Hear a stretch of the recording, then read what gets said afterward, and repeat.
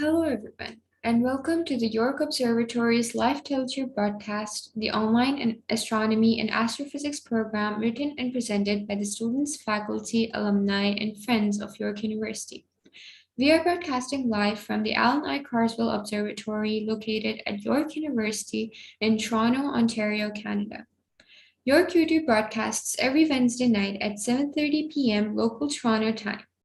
For any questions or comments you have of our past shows, or if you have suggestions for future topics, please send us an email at observe@yorku.ca. You can always connect with us on Twitter or Instagram with the handle @York Observatory and Facebook at Allan I Carswell Ops. Good evening, everyone. I'm Maheen, and I will be one of your hosts this evening along with Dr. Hyde, Noah, Matt, Shannon, and Arfa. Tonight, we have a special episode for you to celebrate the anniversary of our 1-meter telescope. We have amazing guests joining us on this special occasion, and these guests include Dr. Allan I Carswell, Professor Paul Delaney, Sunna and Abteen, who we will introduce later during the show. Buckle up for an amazing ride of games, panel discussions, and live viewing.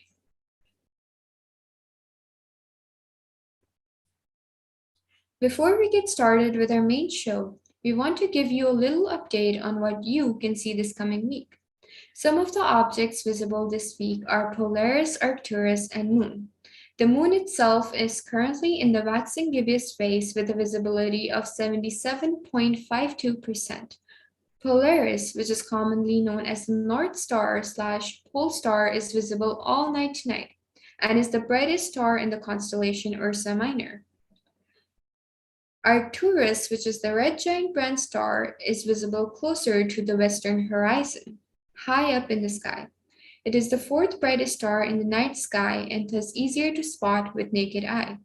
Tonight, the rapid eastward orbital motion of Mercury will carry it very closely past Mars, allowing both the planets to share a blurry eyepiece view in a backyard telescope. An event to keep in mind is Jupiter at opposition all night on Friday, August 20th. Jupiter this day will rise at sunset and remain visible all night long till it sets at sunrise.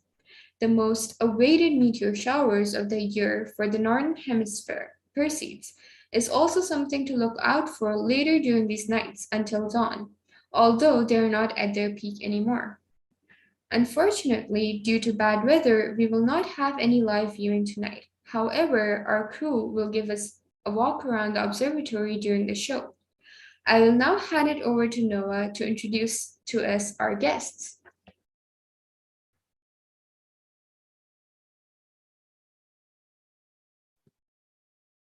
Thank you, Maheen. As just mentioned, I'll be introducing our special guests, or as Dr. Hyde put it a few days ago, our guest stars. So our first of this stellar crew is the one and only Dr. Allan Carswell, whose name you likely recognize.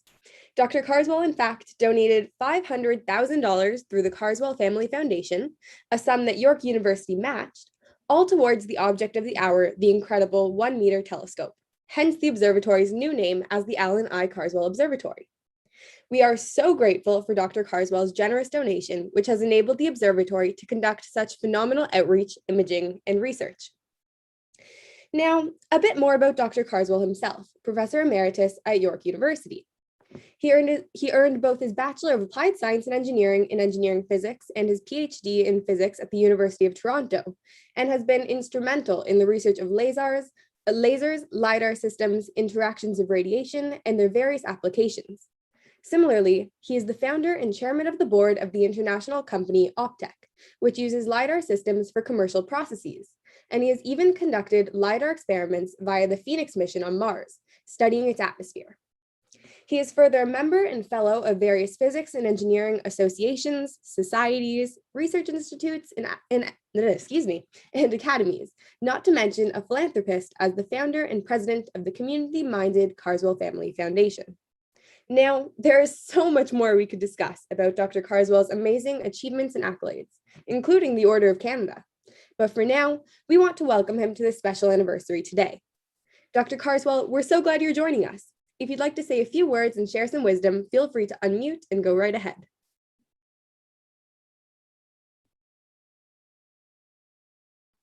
Well, I'd certainly like to welcome everybody on board here tonight.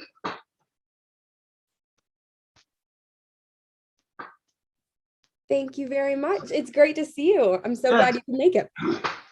Well, I was having trouble. I had two conflicting Zoom meetings here, which is difficult to organize. So I think I'm now full-time on with this group and very happy to be here and interested to see what will develop in the program. Thank you very much.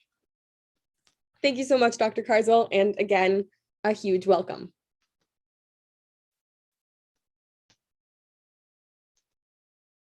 So next, we have our next special guest, who is Professor Paul Delaney, who has been a physics and astronomy professor at York University, not to mention the Allan I Carswell Observatory's director.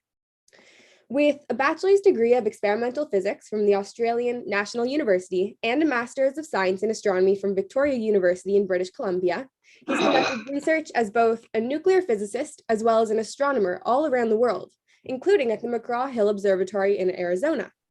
He also acted as the director of the Natural Science Division of York University. Professor Delaney helped orchestrate the acquiring and installation of the famed 1-meter telescope, all the while shaping the observatory into what it is today. You may have watched his TEDx talk or seen him on TV as part of our outreach events or on the York Universe radio show. Or you may have heard of his numerous distinctions, such as the Sanford Fleming Medal and the Klump Roberts Award, accolades that prove his enormous influence in astronomy, science communication, and education of the public. Accolades earned by the likes of Helen Sawyer Hogg, Carl Sagan, Ursula Franklin, David Suzuki, the Hubble Heritage Project, and the Space Telescope Science Institute.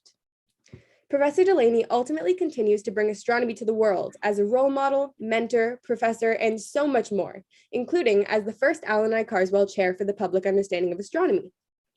Now, if you'd like to jump in with a few words, the floor is yours, Professor Delaney. Thank you very much, Noah, for that wonderful introduction.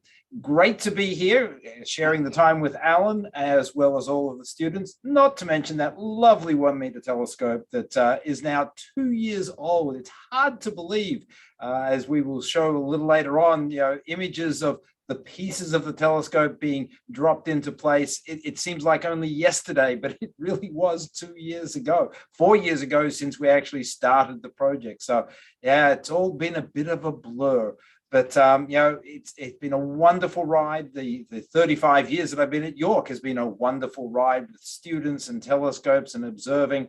My gosh, where to start? But yeah, it'll be a great evening. So let's carry it on, Noah. Thank you, Professor Delaney. So next on our list of incredibly special guests, we have Sunna Withers, who has been a member of the Allan I Carswell Observatory for 4 years now.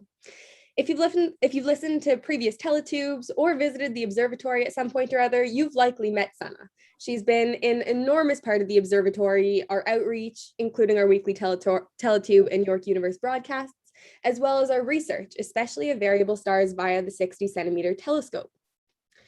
Sunna has also presented at various events, including York University's Science Unplugged speaker series alongside professors and science communicators. Many of the images we share, particularly during online public viewings, have actually been taken and processed by Sunna, and you may recognize her and Guggen's images from their Messier marathon just over a year ago, not to mention Sunna's holiday-themed Orion Nebula image on the slide here. Sunna is in her last semester of the Physics and Astronomy program at York University and has used the 1-meter telescope for public outreach and astrophotography. She was actually in the domes the day the telescope was installed on August 16th, 2019. Now it's your turn, Sunna. Feel free to say hello as well. It's great to have you here. Hi, thank you for the introduction, Noah. I'm very happy to be here celebrating the 2nd anniversary of the 1-meter. Professor Delaney was right. It really does not feel like 2 years. It honestly feels like just yesterday we were sitting with the telescope while it was being installed and seeing the first light. So very happy to be here. Amazing. Thank you, Sunna.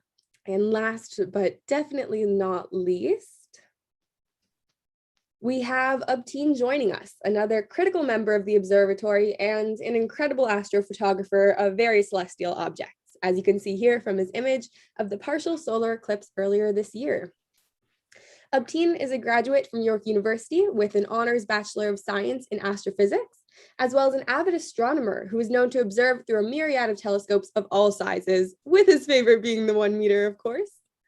Abteen is also hugely interested in researching dark energy and gravitational waves, including the cause of our accelerated expansion. And his primary research is actually on BAOs, or baryon acoustic oscillations, which are what we call standard candles. Now, if you'd like to pop on and share some words, Abteen, go right ahead. Thanks for joining us here tonight.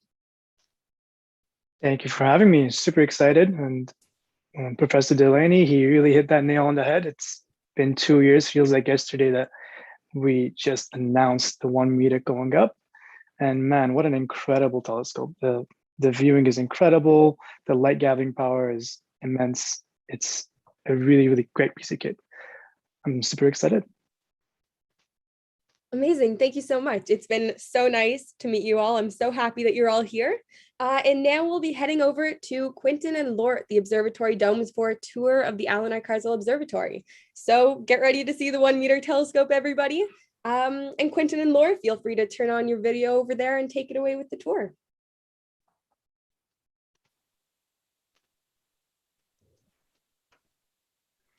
All right, well, we're waiting for them. I'm just going to go ahead and switch a couple things around. This is Dr. Hyde, in case anyone is wondering. We're just getting the film coming through on Spotlight, and there we go. That should be full screen for everyone. Quentin, this is us seeing you. So if you'd like to turn your camera around, there we go. So, that is the 1 meter. This must be Milky Way.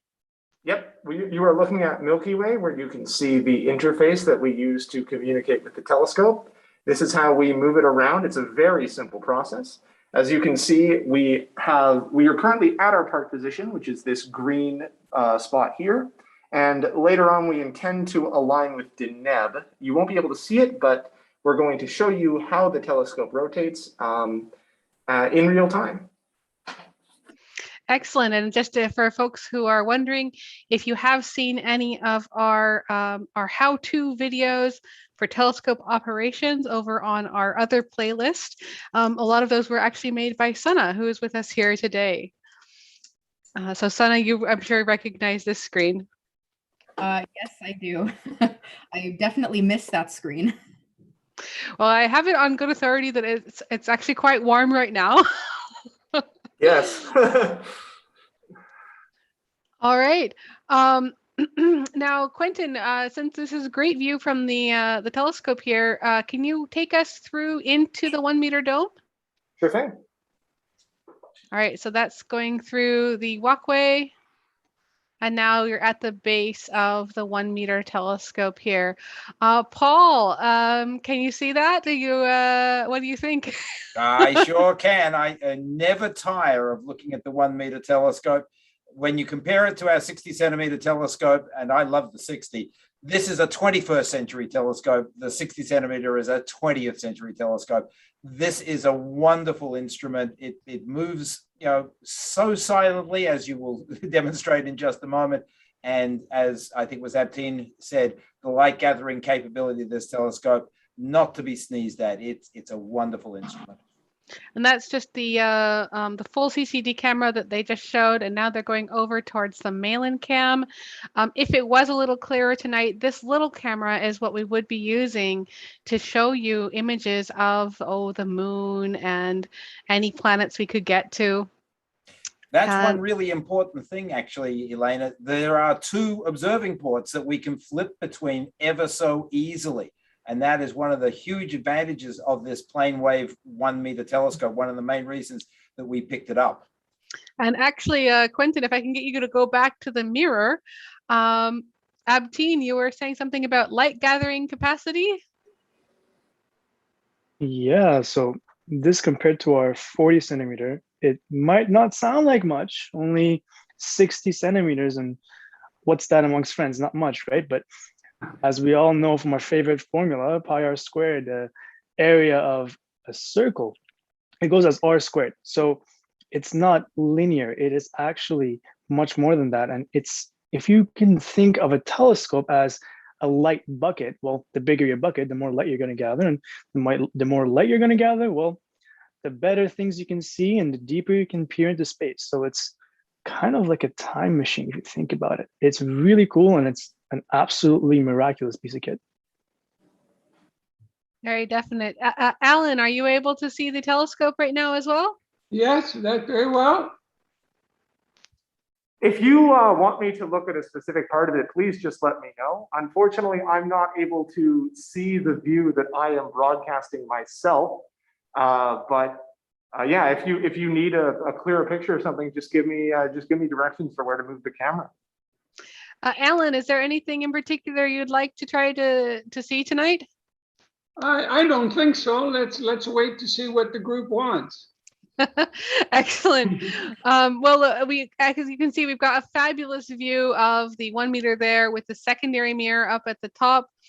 Quentin, if you're in a safe place, perhaps this would be a good time to get Laura to move the telescope. Yeah, I'm in a safe place. I am off of the platform, so I'm not going to get hit by it if it moves. That's what we call safety first. So there we go. Oh, look at that.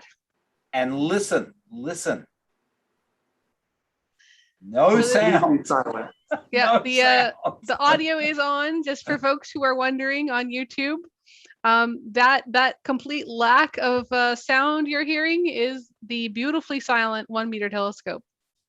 It's a heavy telescope. It weighs in the vicinity of 3,000 pounds. Quick conversion, that's I guess about 1,500 kilograms, 1,600 kilograms, somewhere in that vicinity. At any rate, it's a very, very massive instrument, but it moves so silently. And with the absolute encoders associated with this telescope, its pointing accuracy, once you've created the pointing model, is phenomenal.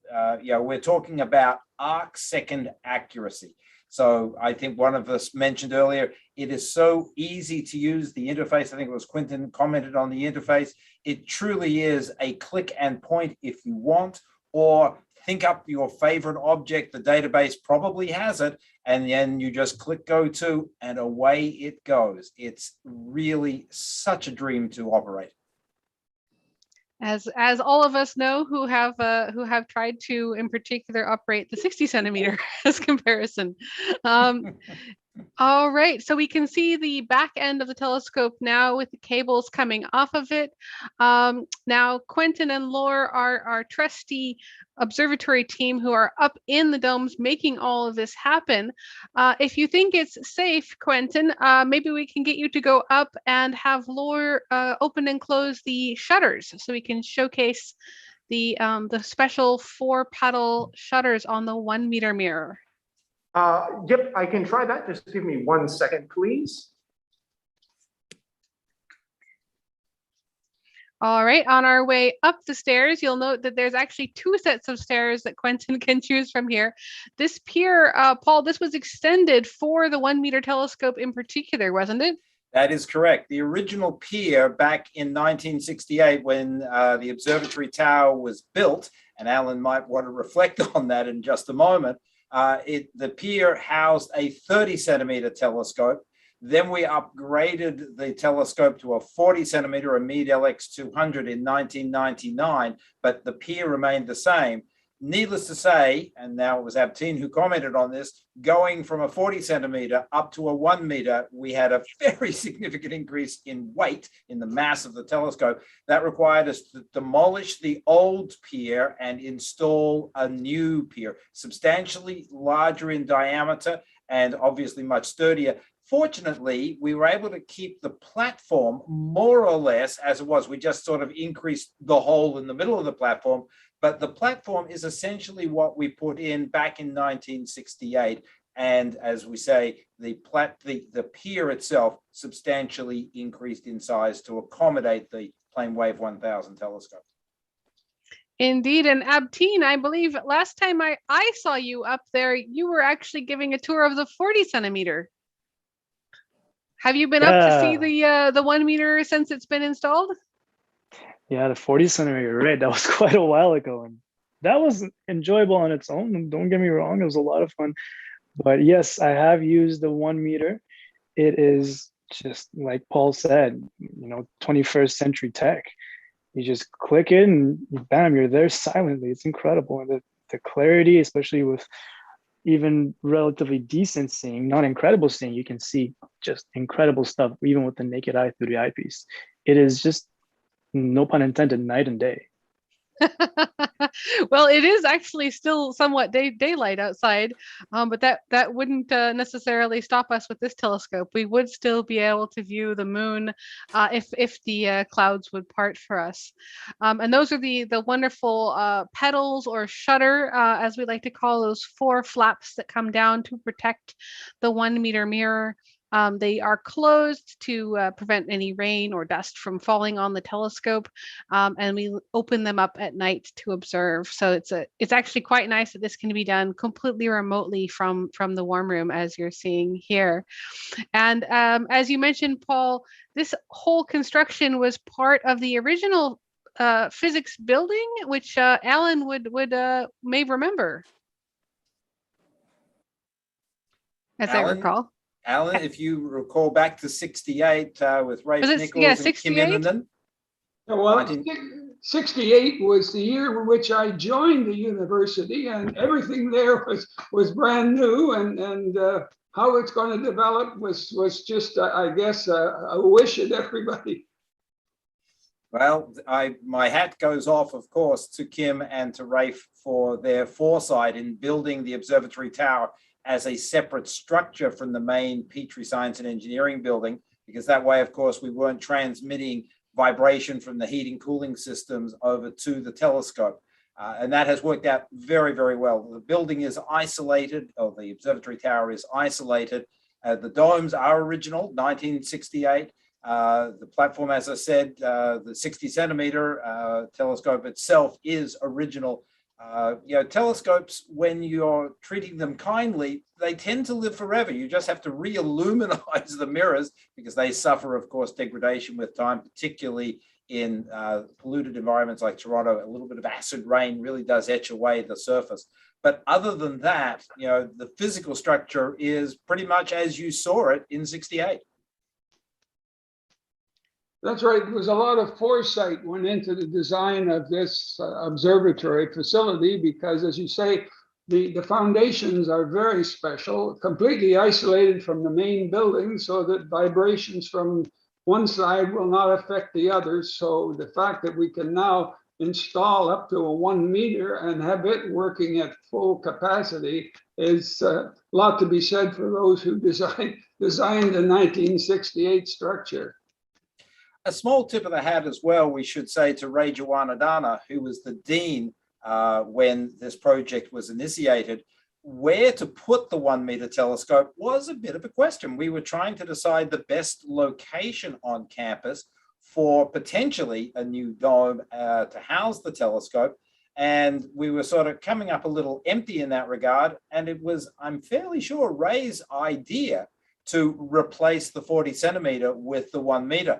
I remember when I first heard that thought that, gosh, will it fit? Then, of course, we went away and did the arithmetic and said, oh, easily. It was really a very, very clued in idea to take our 40 centimeter telescope out, modify the pier as we've just described, and put the 1 meter telescope in. The 40 centimeter, of course, still exists. It's over on our Arboretum compound. And we use that. We used it extensively while the renovations to this dome were being made and the 1 meter telescope was coming.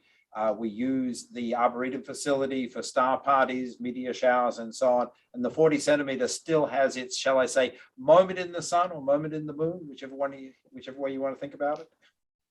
I think we're more likely to do lunar observing than solar with this this particular telescope. Although at the atrium, you'd get some very good, clear solar imaging with the smaller telescopes. So it's well situated. They're very handy. Yeah, and it actually, I have to say, it's worked out very, very well. All right, so any last calls with the 1 meter? Paul, is there any last little bits you'd like to point at here? Well, I was going to say, yeah, Quentin, just hold that. No, Quentin, pan left a little bit, a little left, a little left. Ah, very good. Oh. Perfect. You see that big tube that sort of is sticking out of the middle of the 4 petals? That's the light baffle. And so this telescope in many ways resembles a traditional Cassegrain telescope with light bouncing off the main mirror up to the secondary mirror. Pan a little bit left there, Quentin, and up. Just there you go. There's the secondary mirror up there. Light strikes that mirror and then comes back down through that light baffle to a tertiary mirror and then out to either of the ports that we highlighted earlier with the Malin cam and the STXL, our CCD. Very good, Quentin. You're really doing a great job there. So yeah, it's a very, very compact system. This is an F6 telescope. That's why it would fit in this dome quite happily. It was a relatively short focal ratio. And so despite the fact that it was a 1 meter diameter mirror, we could still fit the 1 meter telescope comfortably inside this dome. So it all came together really, really very well. Hats off to Planewave for installing. Of course, hats off to Allan for the foresight in giving us the donation to make this acquisition that we can share with the public literally week in and week out. Pandemic notwithstanding, it's gone online, and that's Elena's brainchild. But once the pandemic is over, we'll delight in bringing people up to stand underneath the stars with this telescope. Absolutely. And on that note, Allan, is there any other parts of the telescope that you'd like to try to look at real quick while we're live here? No, I think Paul's covering things pretty well, and it is a very special facility at a very special university, and I think that's the way it'll be considered. Absolutely. And we'll just check in with our other guests. Abteen? I think it's just fascinating. We were discussing this a little bit in the chat, that this telescope, a lot of it has to do with the technology that is now being used, how it's so silent and also at the same time so quick, especially when you compare it to the 60 centimeter. Paul, you want to touch on that? How is it so silent and so great? You're going to be giving away you're actually going to be giving away a Telescope Jeopardy answer, but go ahead. Well, I don't know the questions. But no, Abteen is right. I mean, the 60 centimeter telescope, near and dear to many observers' hearts, until 2 years ago, it was our pride and joy, and it's very special. But the 60 centimeter telescope, I said it before, it's a 20th century telescope, and it takes the better part of 90 seconds to move from one side of the sky to the other. And while you don't need to have earplugs or earmuffs, they do help because it's noisy and so on. Then you walk into the 1 meter telescope and it goes from one side of the sky to the other in, about 15 seconds, maybe 10. And if you're not paying attention, it'll whack you in the back of the knees because it's so silent. So it really is very, very different technology. And I'm delighted that our students in particular get a chance with the old and the new. I mean, if they only used the new technology, they would never know how we got to that point. So using the 60 centimeter telescope, which is still an excellent instrument, and then using the 1 meter gives them a terrific learning opportunity and a real episode in history. Absolutely. And now I think we'll just round off. Sunna, over to you. Any last areas you'd like Quentin to point at here? Have you taken a look at the hand paddle yet? I think that's an excellent idea. We'll have to go maybe back to the warm room to get that. The joystick? Yeah, everyone has commented on all the amazing aspects of the telescope, but one thing that I always thought was very funny when we first got it is that the hand controller is just a joystick that you could use for gaming. Logitech. Yes. Not sponsored. Yeah, that's how we control the amazing telescope.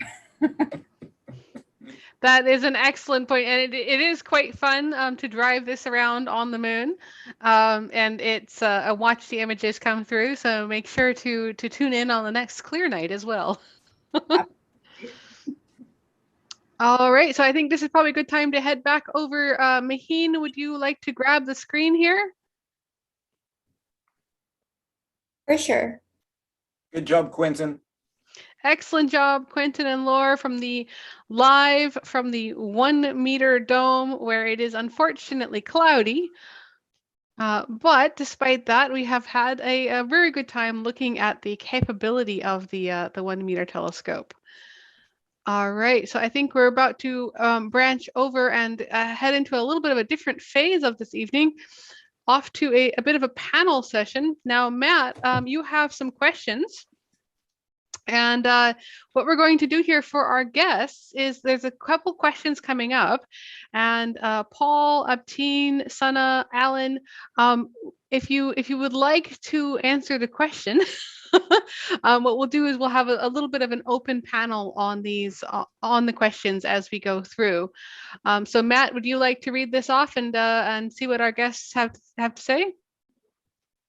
Yes, for sure, for sure. First of all, thank you so much, all of you, for being here with us in this very special and amazing event for the observatory. Well, now as part of our celebration, as Professor Hyde mentioned, we have a few questions. Don't worry, it's not a test. So they are easy questions. As you can see, the first one is, do you remember where you were when the 1 meter was first turned on? And this can go to anyone. Yeah, Paul, we know you and Sunna were there. So was Allan. So was Allan. Allan, you were there too, right? Oh, I certainly remember. It was a special day, no question. And I think Abteen, you were doing a little bit as same as myself, watching from afar, correct? Yeah, I was actually out of the country, but I was there in spirits. I watched very closely. I obviously didn't check your timetable before we actually set the installation date. Sorry, mate. Well, watching from Twitter was a edge of the seat experience for me. Abteen, were you following along on social media, or did you have somebody in a Zoom call? I was on Twitter as well, just following along and just kept refreshing the Twitter feed, just anxiously waiting. It was fascinating and awesome. It was a beautiful sunny day, clear, and that was the big thing that we were all hoping for. Trying to drop a telescope into the dome with a crane with high winds and rain was nothing that we wanted to try and do. So needless to say, when the day dawned bright and sunny and essentially dead calm, everybody was out there at 8:30, 9 o'clock with the crates and the crane, and we just started right in. When I say we, that's the royal we, because of course I was just standing there watching it. It was the Planewave crew that was doing all the work, but Sunna was imaging, Allan was buzzing around, I was watching eagerly, and it just proceeded flawlessly that day. Allan, were you also there for the cranes?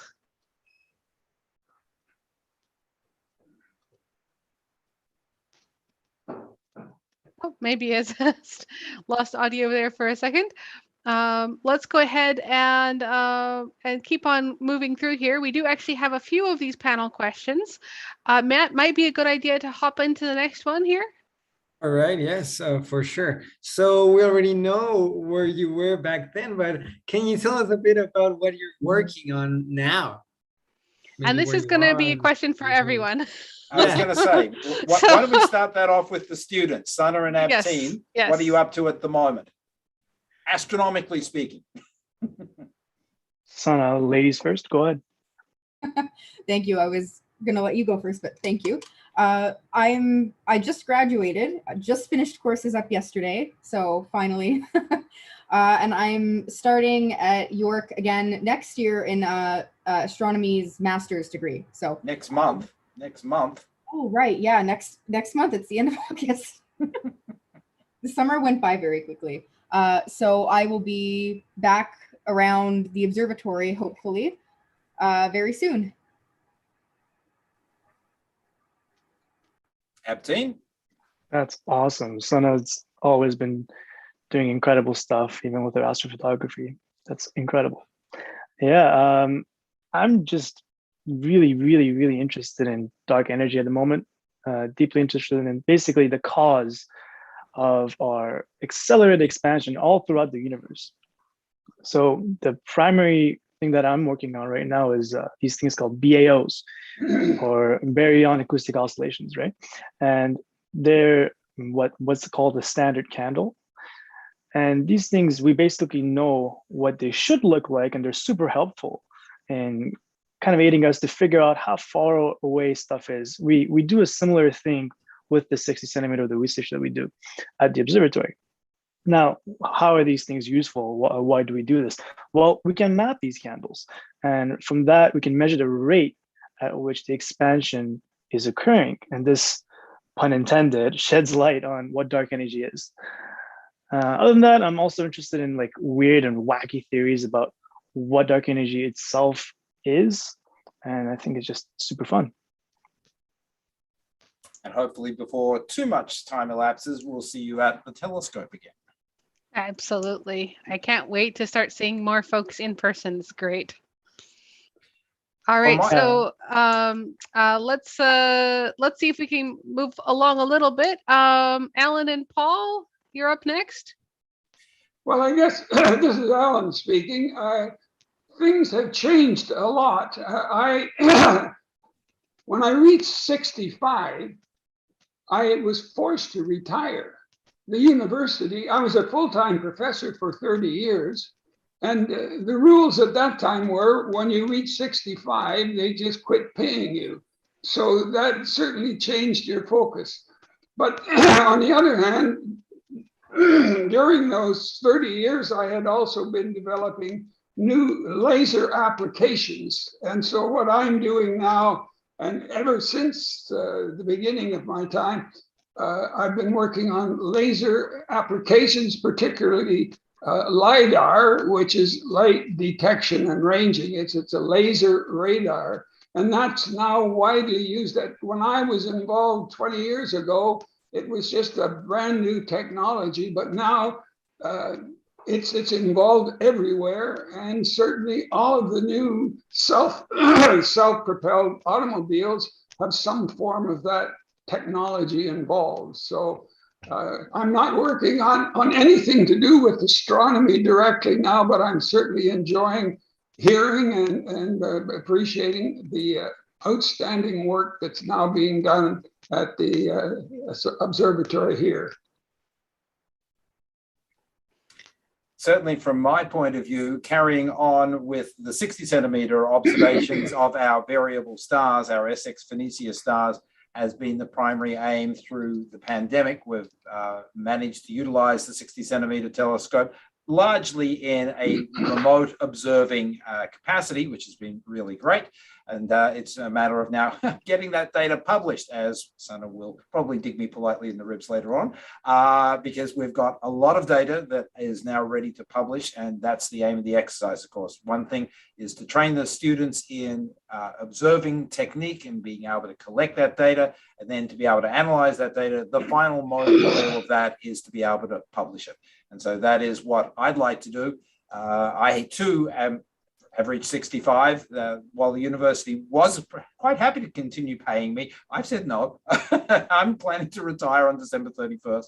But that doesn't stop me observing, and it certainly doesn't stop me working with the students.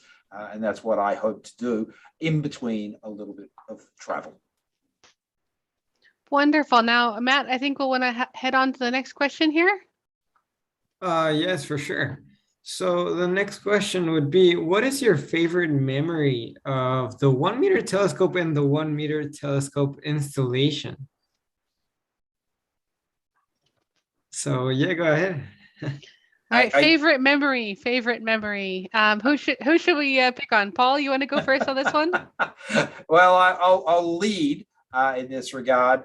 When we began to raise the mirror portion of the telescope from the ground, raising it about 5 stories in the air and watching it sway gently in the breeze, and then they had to slot it through, and you can see it here. The shutter is not particularly wide. We knew everything would fit through it, but only just. Watching the mirror was perhaps the most nerve-wracking moment. I mean, you know, the hardware of the telescope itself Yeah, it was important, but I figured if it bounced against the open shutter, oh, what the heck? I mean, it's going to be sturdy; it'll survive. They didn't bump, by the way. But when the mirror was going in, I was thinking, oh my gosh, this is the most important moment. So that was I'm not sure the favorite moment of the installation, but it was the most memorable moment of the installation. Watching the 1 meter mirror make its way inside the dome. Well, this Wonderful. is Alan. That's certainly along those lines are my favorite memories. Basically, was just seeing all this very large, very heavy, and very delicate system pieces being hoisted up and then dropped through that little hole in the top of the dome. That was a very breathtaking series of minutes. Well, it's I guess on Mars you get 7 minutes of terror. It was longer than 7 minutes for this one, I suppose. It was. It took the better part of, I'd say, 4 hours to get all of the material in the dome, and then another 6 hours or so to complete the assembly process. Literally, they started at 9 o'clock in the morning with the hoisting, and we had first light in it at 9 o'clock that night. It was a 12-hour turnkey operation. Yeah, wow, that's incredible. Yeah, I remember that day. And I think after that 12 hours, when everything got put together and we had like a collective sigh of relief, my favorite memory, I think it has to be the first time that I had the privilege of using it. And as Paul was saying, I remember how easy it was to just operate and click on an object and bam, you're there and you're looking at it. And me being me, I immediately went to the Orion Nebula and I saw it with my own eyes. In a single word, I think blissful captures it well. Wonderful. That's I have to say, I'm looking forward to putting a regular eyepiece back on as well. Sunna? Yeah, I think that it has to be my favorite memory there was also using it for the first time. I was there for the first light, but then we also went, and I think it was a day or two later with the team from PlaneWave who were teaching us how to use the telescope. And it was so much fun being able to use that for the first time, this amazing and powerful telescope that you can just do anything with, really. It's an amazing memory. You and James were like kids in candy store. That's what I remember. Both of you were just delighted to be the first students to operate the telescope. Oh yeah, it was a lot of fun.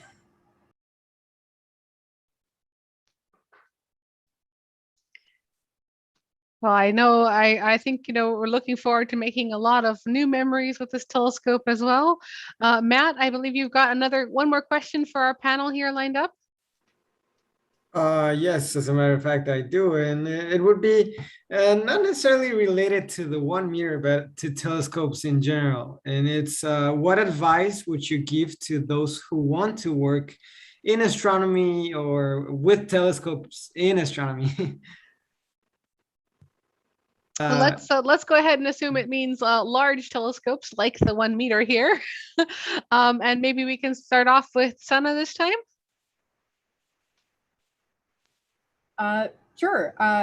Well, the way that I got involved with telescopes was through the observatory. I had loved astronomy prior to that, but when I started, I remember the first time I went to campus, there was an observatory tour, and I emailed that night to start volunteering there. So that was the way that I got involved in it, and I know the observatory takes volunteers. So if you're in Toronto or you're going to York and want to volunteer, I'd say that's an amazing way to start working with telescopes. I would have to agree, but again, I think I'm obligated to agree with that. All right, anyone else on our panel like to give a little astronomy advice here before we move on to our next section?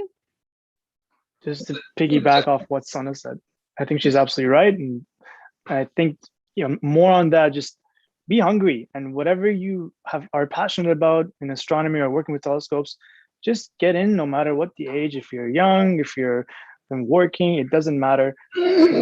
Go for it and get in as soon as you can. Get involved, and you'll see that the stars will align and things will just work out. It's just best to be involved.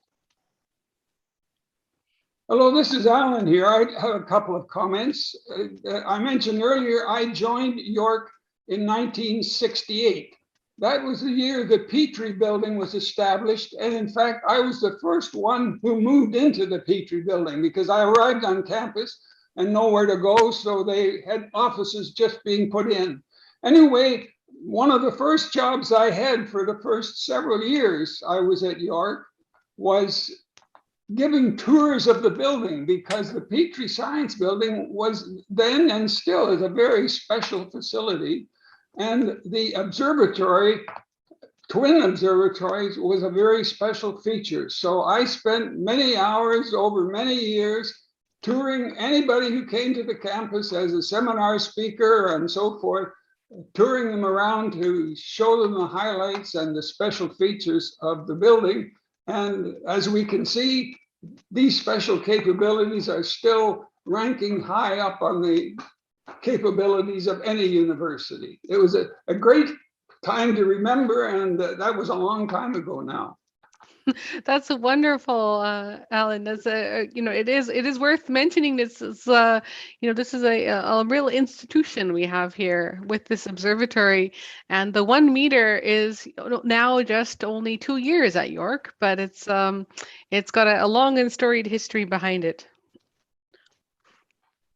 Well, as far as I know, on any university, I'm not familiar with all of them, obviously, but I think the facilities that we have at York, the twin towers and fully instrumented and fully engineered special construction is rather special. And so it always has, even from the first day I was there, one of the highlights was always touring people through the observatory. And I think that's still very, very close to this situation. I absolutely agree. Very true. That's right. Either in person or virtually, people still love wandering around the facility. That is for sure. All right, so let's go ahead and shift over here very, very quickly. We're going to just try a little aside. I'm not sure how much time we have for this. Usually we do Jeopardy games in their own episode, but I've got a very short little astronomy telescope Jeopardy in honor of the 1 meter anniversary. And so this is a spin-off of the game created by Sunna, who is here today, and she and Gagan, who unfortunately is not here today. They both created a version of Jeopardy that was astronomy based. And so the rules are roughly, there are 4 categories with 4 multiple choice questions. You can choose a question, and if you answer it correctly, you get the number of points on the question. So just like in regular Jeopardy, you want to start your answer with a what is. And if you get it correct, you get to pick the next category. So there's a little scoreboard, and everyone on chat in YouTube is welcome to play along and see how many points they can get. So this is our rough scoreboard. Let's see, we've got Abteen, Sunna, Alan, and Paul. So you are our guests today. So you're our players. And Alan, as our honorary guest and the namesake for the observatory. In fact, I feel a little bit reluctant to involve myself, but no, you carry on. I'll follow as required. We'll follow as required. So this is going to run a little bit just as a little fun event. So anybody who would like to give a try on the question is very, very free to. So do you have a preferred area that you think might be fun to start with? We have optics, targets, as in targets for the 1 meter, planets, because I just needed a pure astronomy column, and events, as in events we have run with the 1 meter over the last 2 years now. And each category is worth a certain number of points. So the 100 questions are probably easier. And then you have 200-point questions and 300-point questions. I can't promise that they will be all the right difficulty level. I suppose. But the other thing we'll do is I'll give you all a stamp sign in Zoom, because I can track this here, which will go over to YouTube, and that will let us know which questions we have attempted and which questions we have not. Is there anyone who would like to go first? I suppose would be the right way to say it. Does anyone feel particularly brave from our hosts to pick a category? And Sunna, this is based on your game as well, so. Otherwise, I'll have to just randomly assign one. Oh, let's do it. I'll pick one. All right, go for it, Abteen. Let's start nice and easy. Planets 100. Planets 100. So this is a pure astronomical category. So if we go planets 100, your question is, this is the only planet in the solar system not visible to the naked eye. And so you can pick A, B, C, or D, and your options are A, what is Jupiter, B, what is Uranus, C, what is Saturn, and D, what is Neptune. And now this is the part where anyone can guess the answer. So if you think you know it, mark yourself down. Allan, Paul, Sunna, Abteen, if one of you thinks you know it, first one up gets the try. So this is the only planet in the solar system not visible to the naked eye. Of course, me being as blind as a bat, that probably doesn't count. No, we're not taking into account adaptive optics. Well, seeing Abteen selected the category, he should have the opportunity for the first guess. All right, want to buzz in here? All right, I'm just gonna go out on a whim and say, oh, D, what is Neptune? D, what is Neptune? All right, if you are playing along in chat or any of our other co-hosts, make sure you've marked your answer down. D, what is Neptune is correct. So that gets you, so that was planets for 200. And we'll go back to the game board, or no, planets for 100. So planets for 100 is now taken. And I'll just put you on there, Abteen. I've given you the question mark. So you got that right, which means, of course, according to the rules that we have made up earlier, you get to pick the next category. I'm going to say in honor of Dr. Carswell, let's do optics for 200. Optics for 200. All right, so this is a middle optics question. So this will take out the optics for 200 option. So optics for 200. This drive system on the 1 meter is composed of magnets. Now, the 1 meter telescope being our 1 meter telescope, this drive system on the 1 meter is composed of magnets. And your options are A, what are dark motors? B, what are Nasmyth motors? C, what are direct drive motors? And D, what are RA deck motors? And so this is where the Jeopardy music would usually play, but I think that's copyrighted, so we'll not do that. And anyone can try to buzz in if you think you know the answer, or if you would like to give a guess here. Your options are, you've got A, B, C, and D, and there's no penalty for getting it wrong, so feel free to be brave. And if any of our co-hosts would like to join, Paul, would you like to take a guess?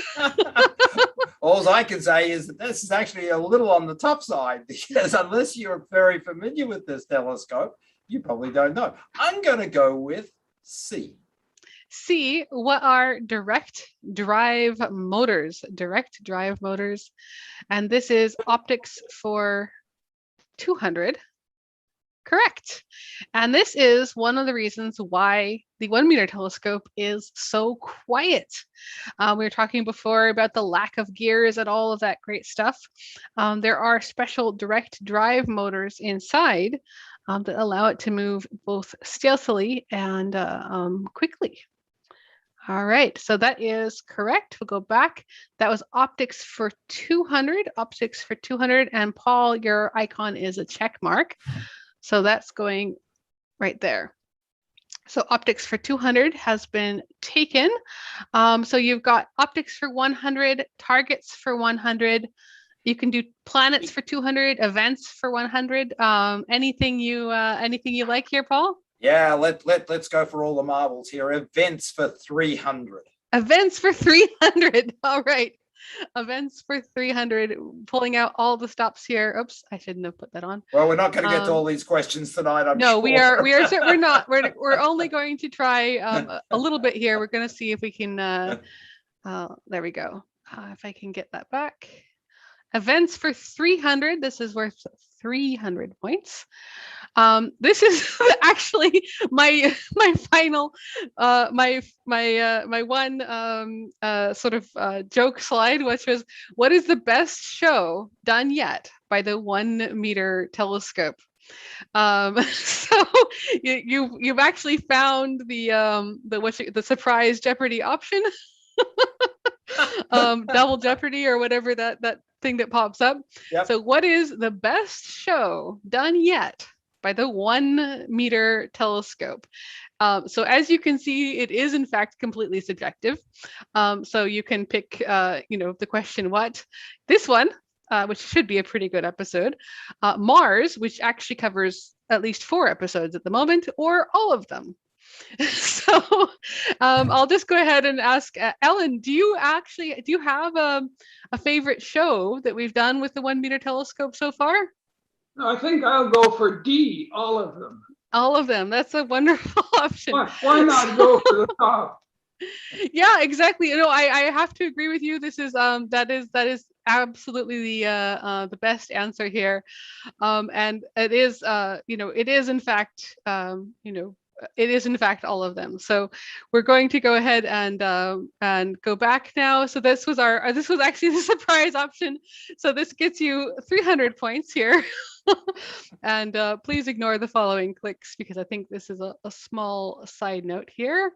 Game board, go back. Okay, so that was events for 300. So now you know where the magic square was.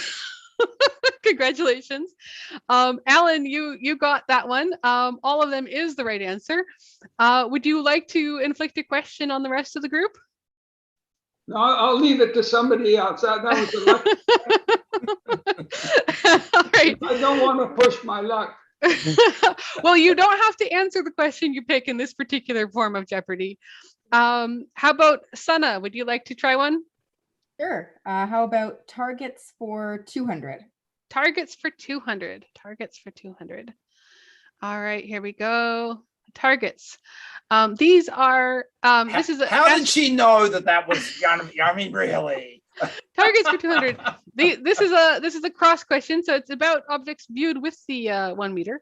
So these are some of the youngest types of galaxies imaged by the 1 meter. The 1 meter has imaged many types of galaxies, so it's not a question about what the 1 meter has seen, but what the youngest types of galaxies really are. So these are some of the young. B, what are spiral galaxies? C, what are lenticular galaxies? Or D, what are elliptical galaxies? And so if you'd like to take a guess, or someone else thinks they know the answer, this was your question, Sunna, so back to you. I really should know the answer to this question, but I'm between B or C.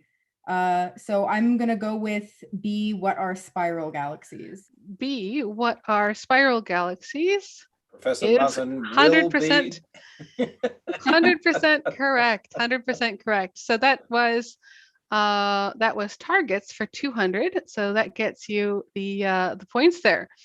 So that is a grand success at the moment.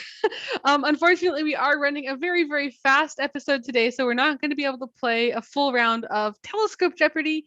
If you would like to try your luck at any of the other questions, let me know after the show. We have had a great grand success by everyone in the all of our guests here today.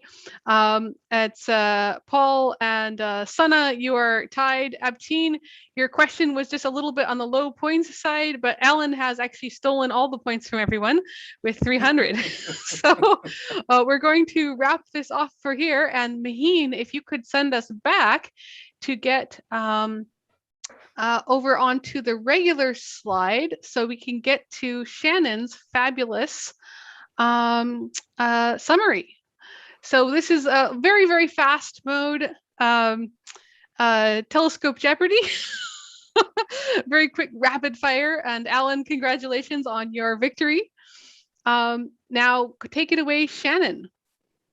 Well, thank you, Professor Hyde. Welcome, everyone. Well, this all has been very fun. Sadly, it is coming to an end. I'll shed a tear really quickly. This year has been insane, and we've all had a really hard time. This observatory has fortunately found a way to make this hard time a little bit easier for me, and maybe even for you. So I decided to make a presentation on the best moments from the past year. Obviously, it's only 3 minutes long, so I would like to make a 40-minute long one, but these are what I think are the best ones. So I hope you guys all agree.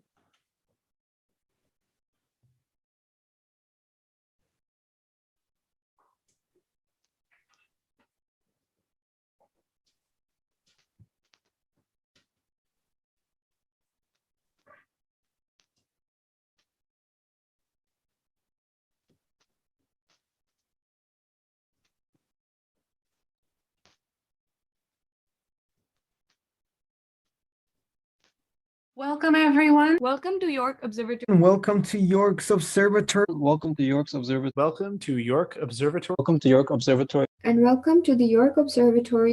Thank you, everyone, very, very much for joining us. I'm Dr. Allan Hyde from the Allan I Carswell Observatory. This is our inaugural, and of course, that means full of bugs, York University TeleTube. This is our all telescopes all the time. We talk about all kinds of great things.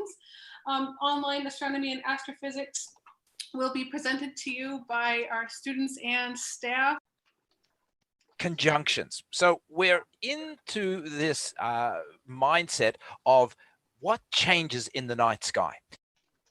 Good evening. I'm very happy to be here tonight for you with a special Mars Opposition TeleTube event. But you may be wondering why this year's opposition is such a big deal. It's important to mention that opposition is extremely unique and magnificent due to the light that Mars reflects during this time, light that can be seen here from Earth.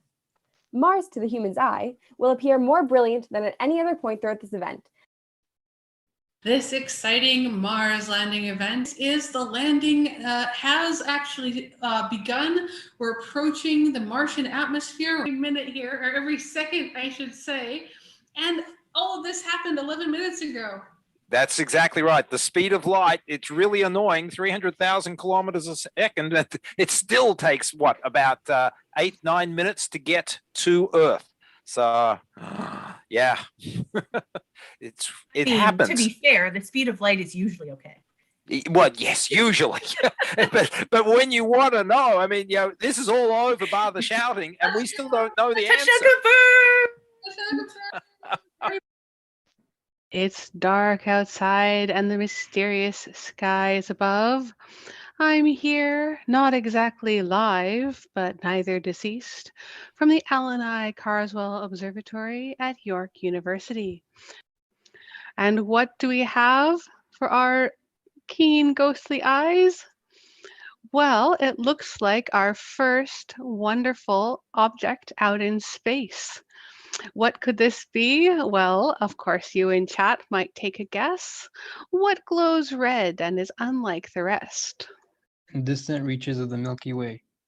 Deep in the night sky, 900 light years away, lives a witch in the reflection of a star. Did you know that our very own observatory could be haunted as well? I'm not the only ghost that lurks around the domes.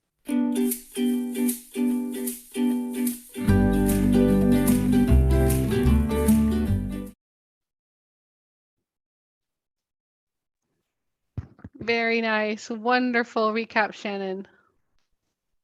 Thank you very much. Like I said, I wish I could make it a little bit longer, but we're running out of time today. And I would like to say it was an amazing year working with everyone.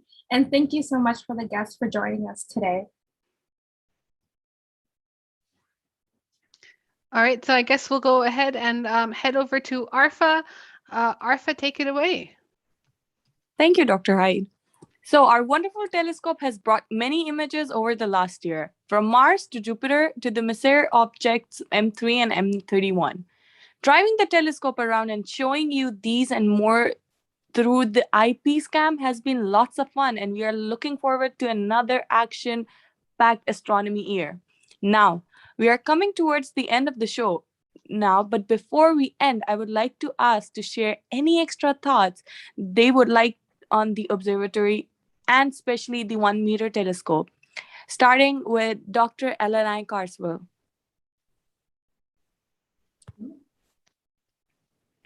Would you like to share any final thoughts towards the observatory and the 1 meter telescope? No, I have nothing special to add, except very much looking forward to how things are going to hopefully be opening up very soon. The fact that we have to do so many things remotely, people work best one-on-one, and I'm looking forward to a lot of that starting or to increase in the observatory in the not too distant future. 100%. We all hope the COVID lockdown is open and observatory is open for the tours, as well as we all can work in person there. Also, Professor Paul, any last words or any final thoughts for the telescope? Eyes on the skies, everybody. Doesn't matter whether or not it's virtual through our Monday or Wednesday night activity, or hopefully in person. The opportunity through the observatory, the Allan I Carswell Observatory, will be there for the taking. So eyes on the skies. Thank you so much. How about you, Sunna? I'm just looking forward to getting back to the observatory in person. It's been far too long since I've been there. I definitely miss the telescope, if it's possible to miss an object. I know. I understand. How about Abteen? I think we all have attachments to the 1 meter. And yeah, I just can't wait till the pandemic cools down a little bit and we can all enjoy the telescope and invite the public back for our nightly tours. And in the wise words of Paul, once an astronomer, always an astronomer. So we'll be there as long as we can. Can't wait. Absolutely. We cannot wait. So thank you, everyone. A special thanks to our guests who took the time and were here with us and with an amazing show. Well, everyone, you have been listening to the Allan I Carswell Observatory's weekly TeleTube broadcast, the astronomy and astrophysics program written and presented by the students, faculty, alumni, and friends of York University. The hosts this evening have been Dr. Hyde, Maheen, Noah, Matt, Shannon, and myself, Arfa. Make sure to leave any comments or questions in the comment section of the video and talk to us in the chat right now. We will be around for the next 20 minutes to answer your questions.